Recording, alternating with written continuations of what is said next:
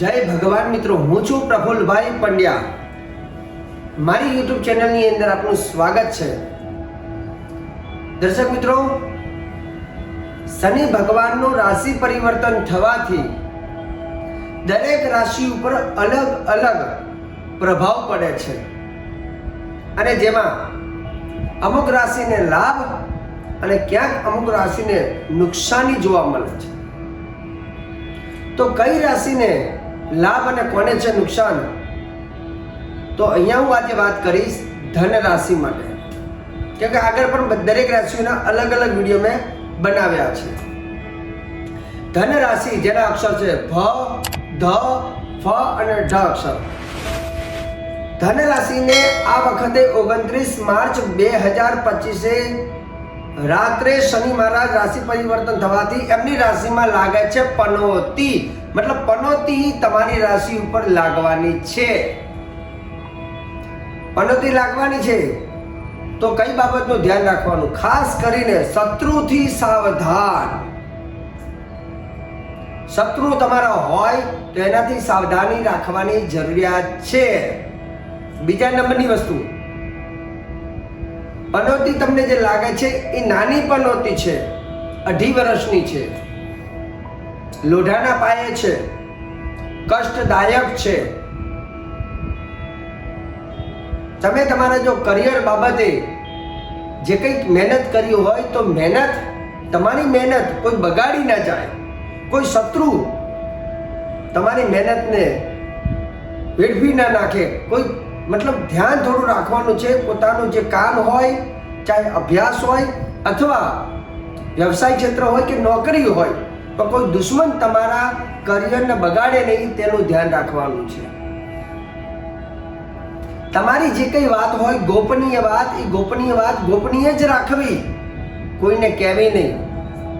કેમ કે તમે આની જો વાત, તમારો માઇનસ પોઈન્ટ જો તમારા મિત્રને ખબર હશે ને મિત્ર શત્રુ બન્યો તો પછી એને તમારે ભોગવવાનું છે. યદાચિત કુપિતમ મિત્રમ સર્વગુહ્યમ પ્રકાશયેત. એટલે બને ત્યાં સુધી તમારી જે વાતો હોય કે માઇનસ પોઈન્ટ કોઈને ન કહેવા. તમારે વધારે પડતો વિશ્વાસ કોઈની ઉપર ન રાખવો, પોતાની ઉપર જ વિશ્વાસ રાખીને ચાલવું, બાકી બીજાની ઉપર ખાસ કરીને વિશ્વાસ ન રાખવો. જો તમે વ્યવસાય કરતા હોય તો વ્યવસાયની અંદર ધનહાનિથી બચવું. કોઈ પણ વ્યક્તિને ઉધારી આપતા હોય અથવા મદદ કરવાની ભાવના રાખતા હોય તો ધ્યાન રાખજો કે શનિ મહારાજની પનોતી છે. પરે હસ્તગતમ ધનમ, બીજાના હાથમાં ગયેલું ધન પાછું આવશે કે નહીં એની કોઈ ગેરંટી નથી. કેમ કે પનોતી હોય એટલે હંમેશા પાછા આપણે ઊંધા પડતા હોય છે. એટલે બને ત્યાં સુધી ચેતના સદા સુખી. સમય પ્રમાણે સમય ખરાબ હોય તો ધીરજ રાખવી, શાંતિ રાખવી, ઉતાવળ ન करवी. तुलसी संसार में भाद भाद के लोग सबसे हिल मिल चालिए नदी ना समझो. जब नदी દરિયામાં જતી હોય ને, તોફાન આવે તો નદી જ્યારે નદીમાં અથવા સમુદ્રમાં જ્યારે તોફાન આવે ને ત્યારે નાવડી છે ને એને અનુરૂપ ચાલવું પડે છે, નહીં તો ત્યાં વિનાશ થઈ જાય. મતલબ પરિસ્થિતિ ખરાબ આવે તો પરિસ્થિતિને જાણી સમજી અને પછી આગળ પગલું ભરવું. કેમ કે અહીંયા નુકસાન બીજાને થાય કે ના થાય પણ તમને ચોક્કસ થવાનું છે, કેમ કે તમારી રાશિ ઉપર શનિ મહારાજની પનોતી છે. બીજું, તમારે કઈ બાબતનું ધ્યાન રાખવાનું છે? વિવાદથી દૂર રહેવું. સોસાયટી હોય કે ઓફિસ હોય કે કોઈ પણ જગ્યાએ બને ત્યાં સુધી તમે રસ્તામાં જતા હોય કોઈની સાથે વગર ફોકટમાં વાદ વિવાદમાં પડવું નહીં, કે વિવાદ કરવાથી તમારું નુકસાન છે.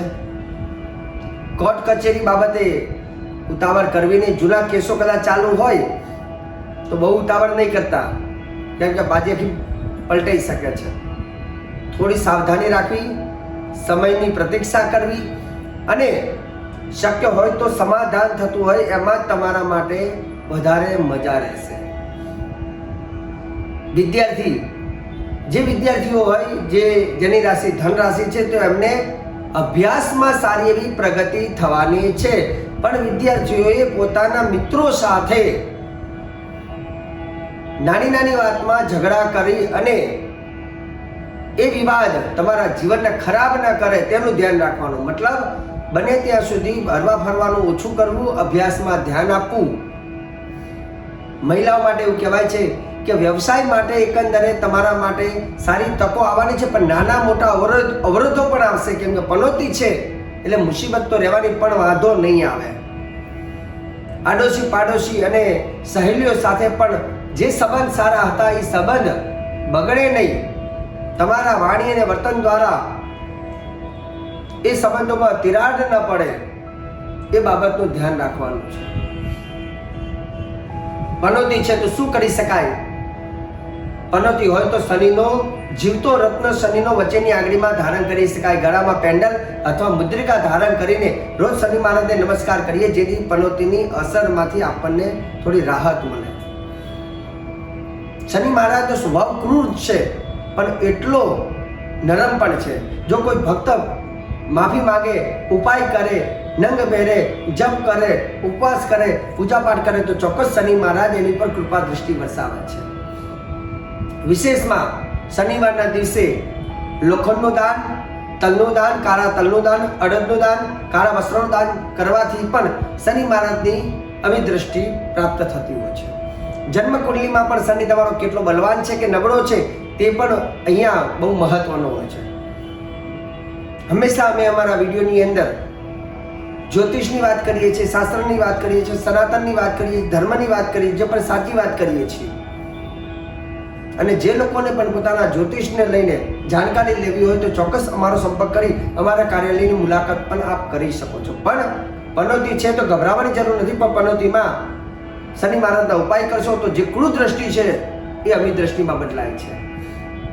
મિત્રો, સદૈવ જ્યારે કોઈ પણ ગ્રહોનું રાશિ પરિવર્તન થશે ત્યારે આવા જ વિડીયો હું બનાવીને તમને જાણકારી આપતો રહીશ. પણ વિડીયો સારો લાગે તો ચોક્કસ વિડીયોને લાઈક કરો, શેર કરો, સબસ્ક્રાઈબ કરજો. મને આપી દો હવે તમે રજા.